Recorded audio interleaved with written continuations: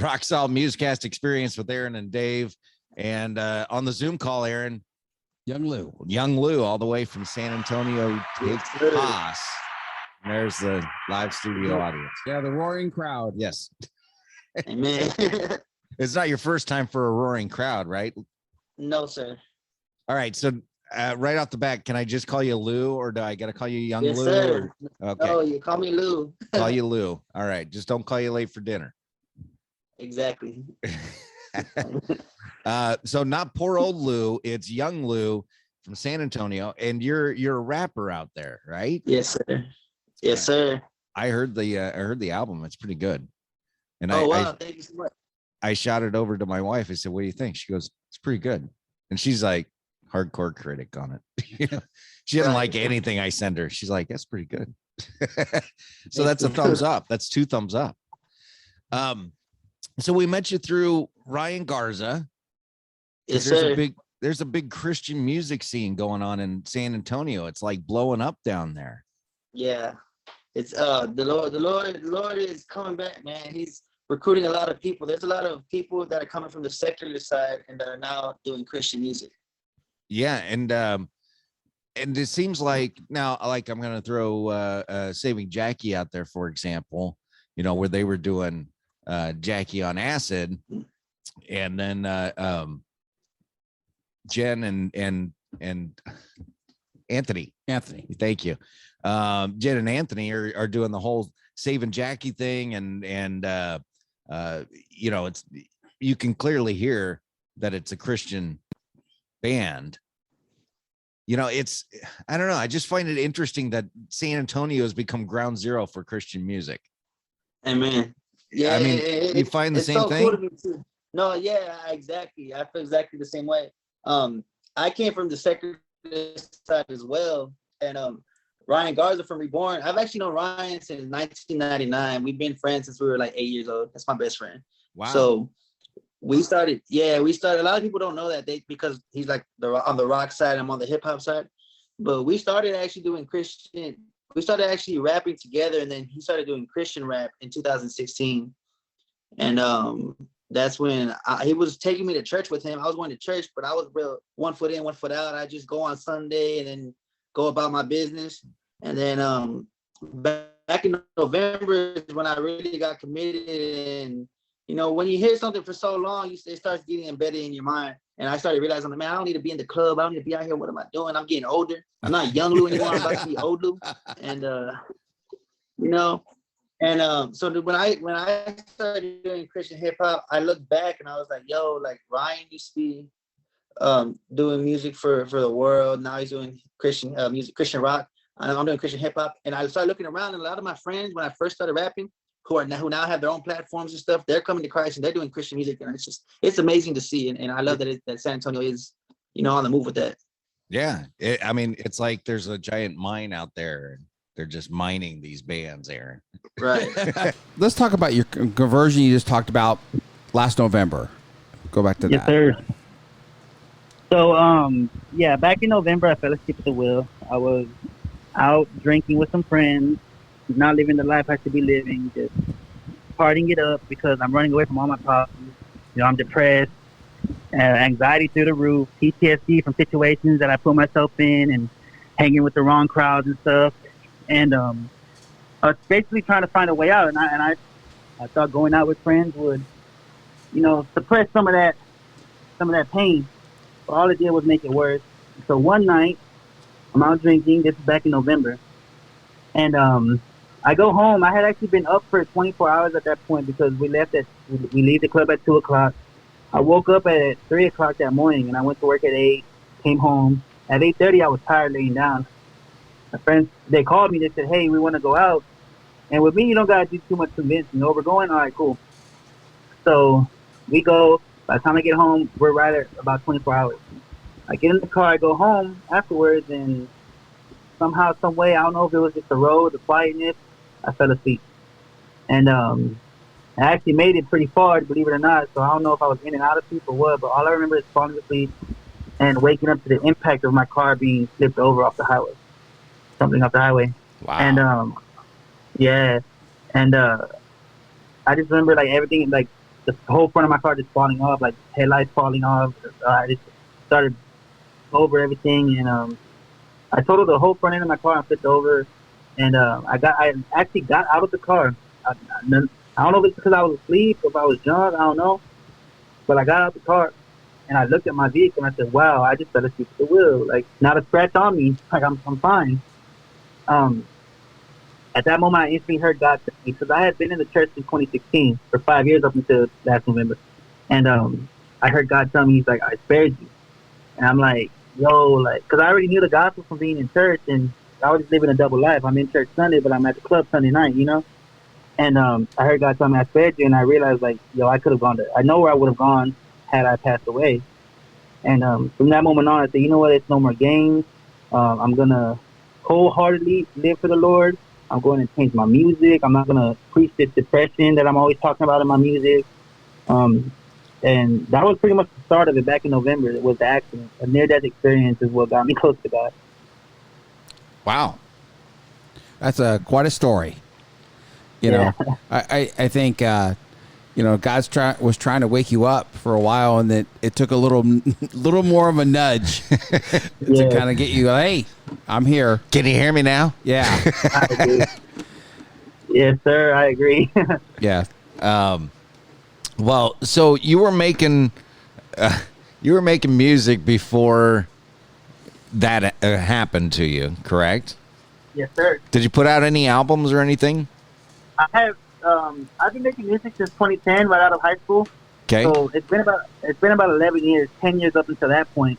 I had about 4 albums out, and that's from 2018 to 2020. Before I was just putting stuff on YouTube. It wasn't really a professional type of thing. I just do it on the side. But I have 3 albums since 2018. I have 3 albums out that were secular music before. Yeah. Yeah, I was looking at your Spotify albums on Spotify. I was like, there's got to be a conversion here because this music and again, it's great that I mean, you built this following. I mean, I bet some people come to your shows and like, hey, this ain't the young Lou that from 2 years ago, right? But it's great though because they see a change. That's one of my favorite times of. Some concerts you go to, they'll do an altar call or do hey, who wants to give their life to the Lord or something like this, or even at church where our pastor gives an altar call and people come forward to receive the Lord and change their lives. And that's the greatest part of the service for me, that these lives are changed. Now, again, doesn't make it easy that you're going to follow Christ. Don't let him lie to you, Lou. It's his favorite part of the service because it's always at the end of the service. He's ready for that. I'm just playing. Yeah, I know. But it's great though. That happened. I mean, that you converted to Christ and now you're singing for the Lord. I love the album. I really do. We're gonna play a few songs on our Musecast version, and some of the guys that are rapping with you too. I like them. So, who are some of your influences growing up? You say you did since high school. Name some of the people you're like, this is why I want to do rap music. So, I don't want to sound cliche, but my favorite artist was Eminem growing up, and I know everybody says that, but I was about 7, 8, and I was getting into hip hop. That was like 99, 2000. So Eminem had just came out, and Eminem, the stuff he was talking about. My relationship with my mother had always been rocky, so I just related to Eminem a lot. Of course, like Dr. Dre, Tupac, like all the old school 90s, early 2000s hip hop really shaped me. I would hear how they would tell stories, and I'm like, yo, I want to tell my story. Someone needs to hear this. And I was always a creative person. Like, I could draw, I could paint, I could spray paint. I was like, I want to share my story through art. And this rap stuff, this hip hop stuff is amazing. So it kind of planted that seed and made me want to become an artist of sorts. Well, you named off all the big ones. I mean, when Eminem came out, that first album, I really dug it. Because he was doing something that, I mean, it was different. That's really what it was about. And he was good at it. We went and saw Oh, we didn't see Dre. We saw Ice Cube and Snoop Dogg. Yeah, Yeah. Oh, wow. I just that was a remember- great show. Yeah, I just remember growing up, and the first time I saw NWA on a video, I was like, who are these guys? And they're going to be big. Yeah, you know. Yeah. And again, not that I idolize them, because I knew what they're about, but I liked the Right. music, the type of music. It's like the first time I heard NF. I had not heard him before. I'm like, who is this artist? He's different than other people. And so, I like him, and Dave always gives me a hard time because I'm a huge Andy Mineo fan. I just Right. No, I give you a hard time because you're a huge Hootie and the Blowfish fan. Oh wow. yeah, Not a lot of rapping going on at that show. no, not at all. What? But Hey, well, y'all saw the shirt I was wearing last time on Ryan's interview. I get a lot of slack for being a Backstreet fan, so it's okay. Yeah, that's right. You were wearing the Backstreet Boys.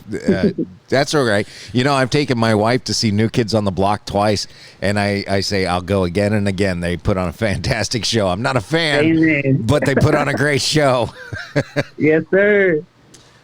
so last night, you were at a outreach. How did that go? Yes.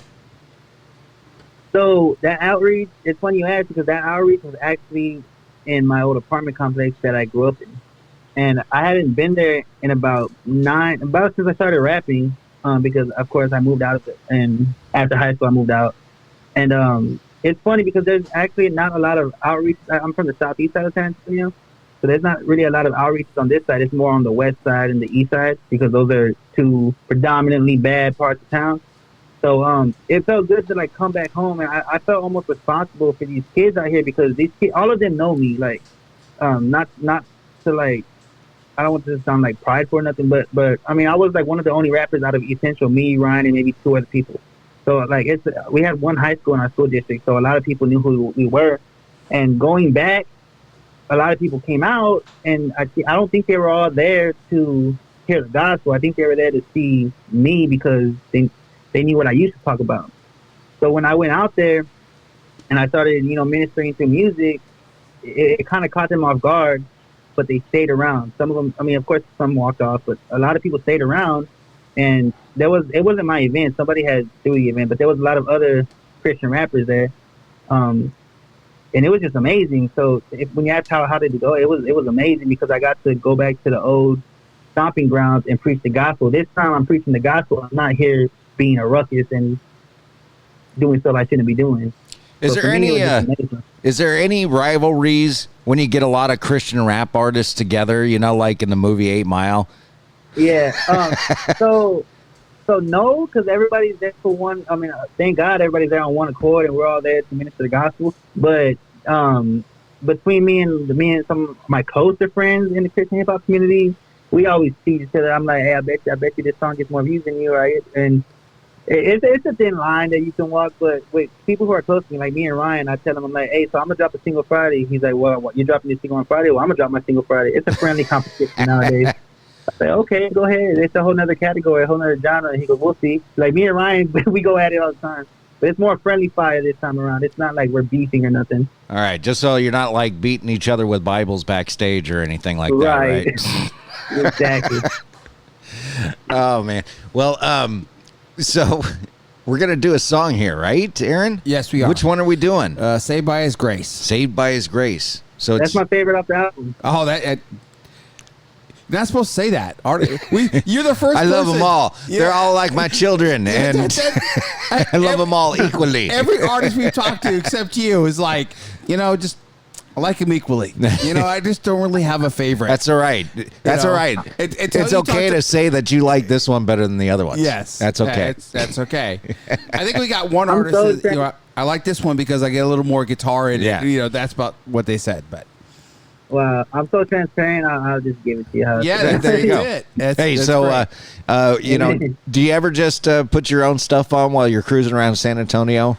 all the time, and a lot of people give me flack for it. Yeah, see, Aaron gives me a hard time over listening to this show because I like the sound of my own voice. But Well, I'm listening to my song so I can know what I need to fix later on, or what I need to be lower down But for educational purposes. You know. I cannot get Aaron to listen to the show. And I'm like, I just listen listen to- to the show. I listen to here and there. I'm getting better at this. So, hey, we're gonna take a break, but We're going to come back with more. oh yeah, come back with more. All right. And so here is Young Lou on Rock Salt Musecast Experience.